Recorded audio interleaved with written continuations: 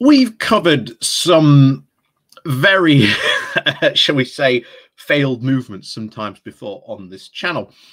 Some from the absolutely awful and achieve nothing, such as Count Dankula's freedom of speech movement in the UK that has achieved nothing, to, of course, the big switch off, a well-intentioned yet completely picking the wrong target of their really of the people who are obviously trying to they're trying to help, instead of going after the energy companies. Instead they decide to, well, let's go after the national grid and try and destroy the national grid. Not really a good idea, guys. And of course, both these movements have really proven to be an absolute failure. However, there is one movement which does quite concern me, is of course one called Don't Pay UK. And again, this is a very much a movement in response to the current cost of living crisis. And the thing is, this will have real life consequences on people. This will have repercussions on people who don't pay.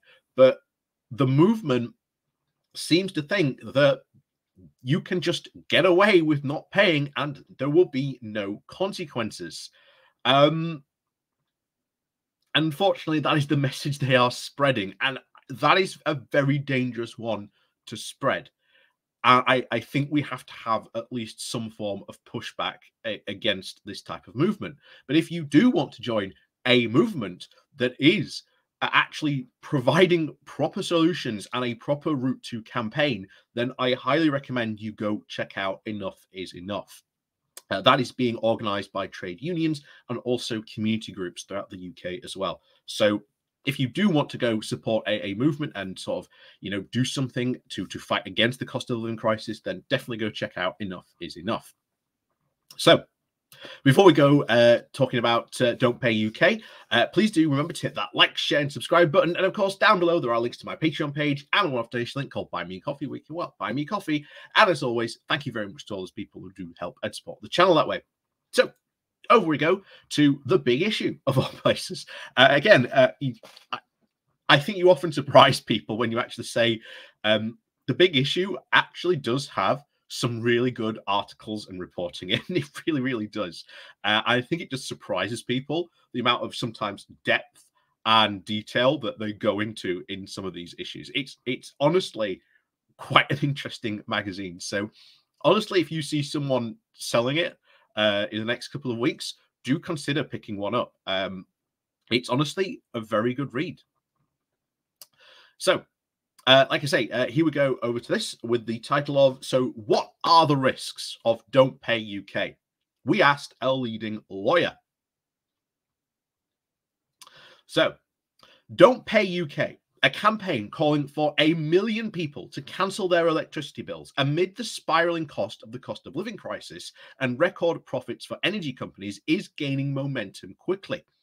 Organisers claim that 75,000 people are ready to refuse to pay up in October. But a lawyer has issued a warning that mass non-payment of bills could lead to a disastrous situation for people. And this is it.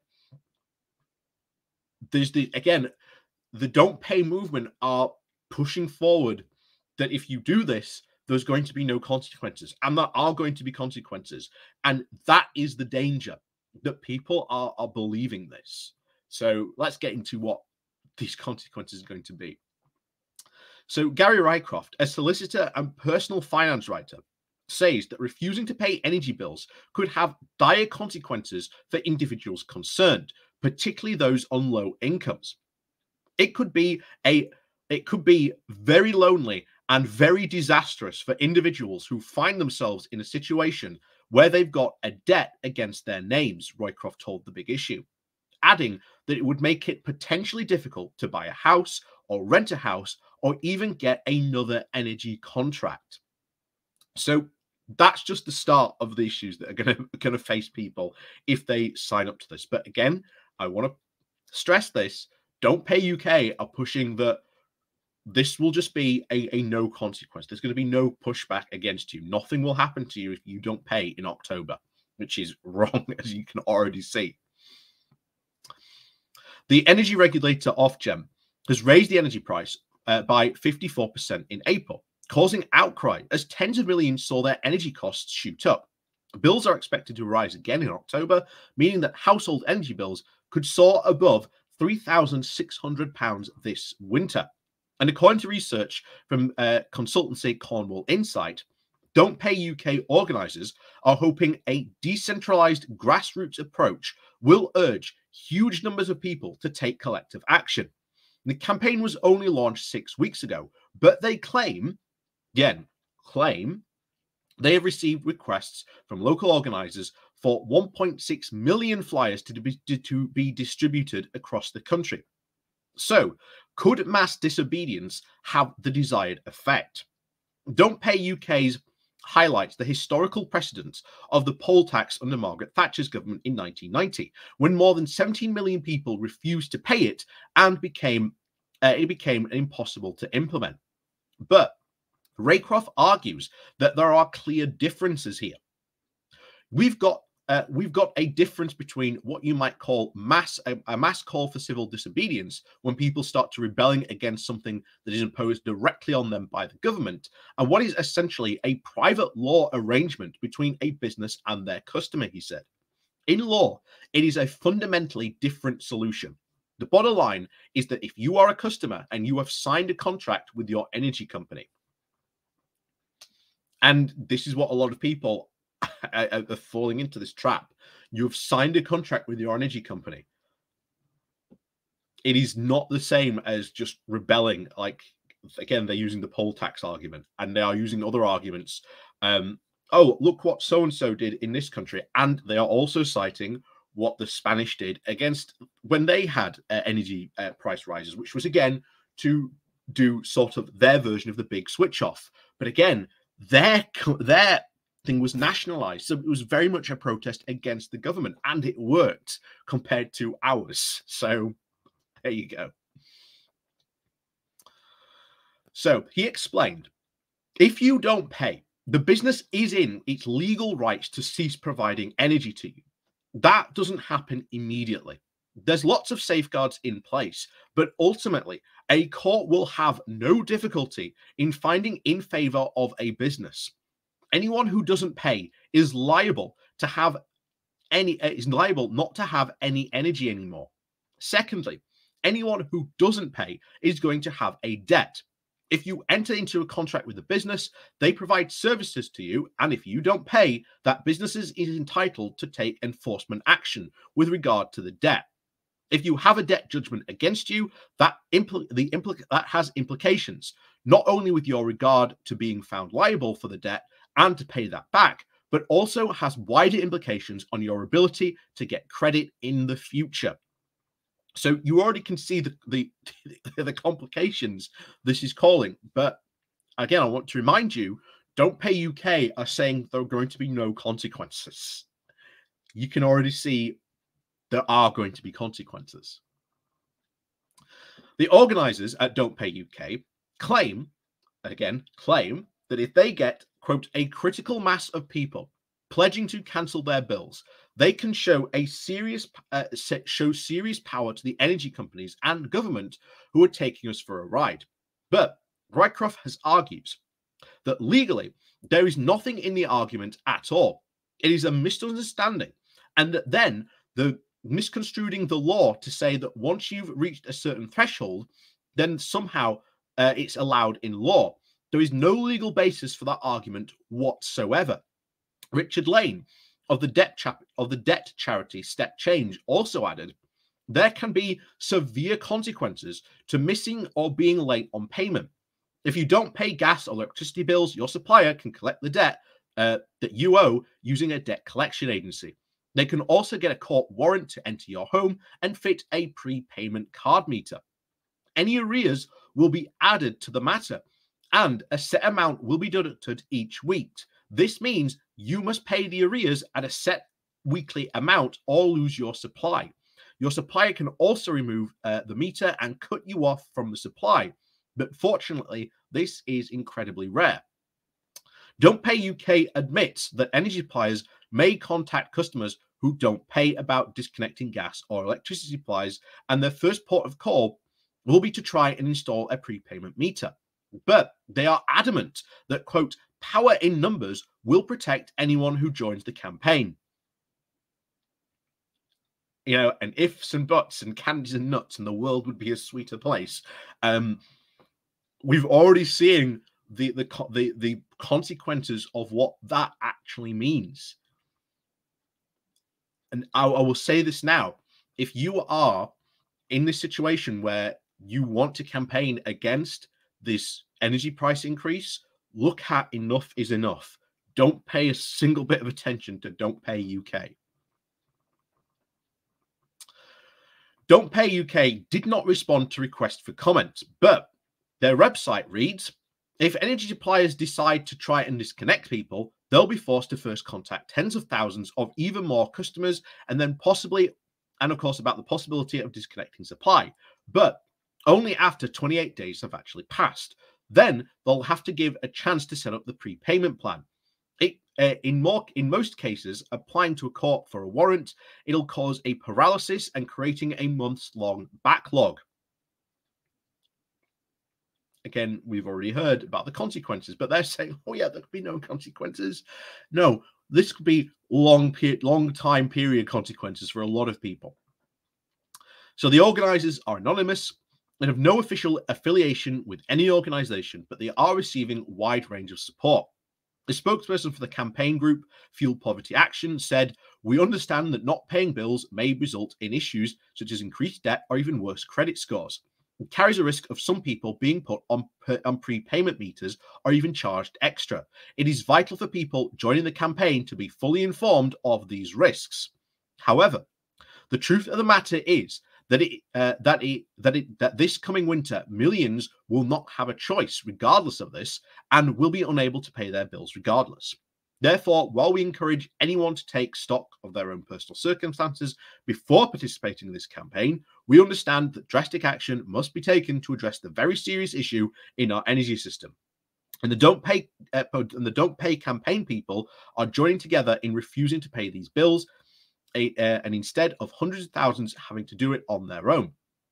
Rycroft said, it is an issue where a bigger answer is needed from someone higher up who has the power way beyond that of one individual. There are measures that the government can take at different levels to actually sort it out. The lawyer advised people to get in touch with their energy supplier if they are struggling to pay their bills. He believes that getting millions of people to write to energy companies and say that they are struggling to cannot pay their bills would be a far more compelling argument than saying you won't pay your bills. Citizen Advice also says that energy companies have obligations to help you if you are struggling to pay your energy bills.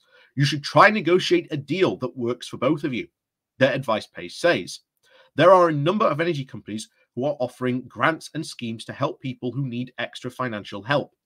But the campaigners at Don't Pay UK argue we can't rely on the government or even energy companies to fix the problem. They also say on their website, we know the government won't step in and give people the support they need. Energy companies aren't going to reduce their prices out of the kindness of their own hearts. We can't expect the Labour Party or trade unions to do what is needed to force action on the cost of living. The stakes can be any higher, and thousands of people will freeze to death in their homes.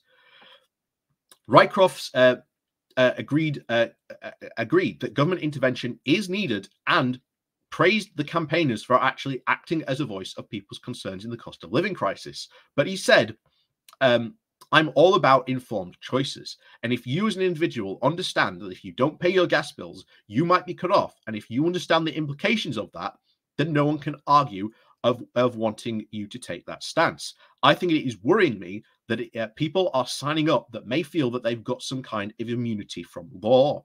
And that is why I'm doing this one today, because there is a lot of people I've seen following this that they do think that they are somehow immune from the law. A spokesperson for the End Fuel Poverty Coalition added, only a full program of emergency financial support and rapid expansion of the energy efficiency programs, and a commitment to bring more cheaper renewable energy on stream will help people stay warm this winter and in the future. The coalition advises the public to get involved by telling their MPs and councillors, as again we always argue on this channel, write to your MP, write to your councillor. That will add a lot of pressure on the government about their experiences of the rising energy bills and asking them to act. A new campaign, Warm This Winter, is also launching this summer, which will provide the public with even more ways to get involved and a campaign to end fuel poverty. Fuel Poverty Action is running a campaign called Energy for All, calling for a free band of energy to cover for each household's basic need. So again, if you're worried about this and you want a campaign, don't go to Don't Pay UK. I'm sorry. I think that they're wrong in this. And I do sort of agree with the lawyer in this article that if you understand that after going through all that, you understand the implications of what that means and even the risks that you take and that you are not immune from the law, then have at it. But there are other campaigns. Warm This Winter, as we've just heard there. Energy for All. Enough is Enough. Those are 3 other campaigns you could join today. So I'm always about, making sure that people are informed, are engaged, and they all know what, you're getting involved with. So my answer is please don't get involved with Don't Pay UK. I think they are pushing something very disastrous. I get a very bizarre feeling that when these people do reveal themselves behind the campaign, I have a feeling that they might be sort of UK libertarians who think that maybe they are sort of free people of the land and barons and that they don't have to pay. I have a feeling that that's who might be behind this campaign, but I can't say 100% for certain for sure. But like I say, there are other campaigns out there that I think are going to do far, far more for people than this campaign, certainly. So please do, again, share this video. I think it will be very helpful for people to actually be informed about what they're actually getting into if they do decide to go down this Don't Pay UK path. And I think it is very, very crucial that people are informed about the choices that they are going to make. And even if after you read that and you still want to go ahead, then, go ahead. But if people actually sort of realize and actually go, oh, actually, I didn't realize that there would still be consequences. Well, we've mentioned other campaigns you can join. Enough is Enough, Warm This Winter, Fuel for All. There's 3 you could go and join right now to help you and help trying to solve this cost of living crisis. And as always, write to your MP, write to your councillor. That is one of the best ways you can put pressure on the government, regardless, even if you're they're a Labour MP, a Conservative MP, whatever, write to them. So, as always, thank you very much for watching. Please do remember to hit that like, share, and subscribe button. And of course, down below, there are links to my Patreon page and a one-off donation link called Buy Me Coffee, where you can buy me coffee. And as always, thank you very much for watching. I will see you all next time.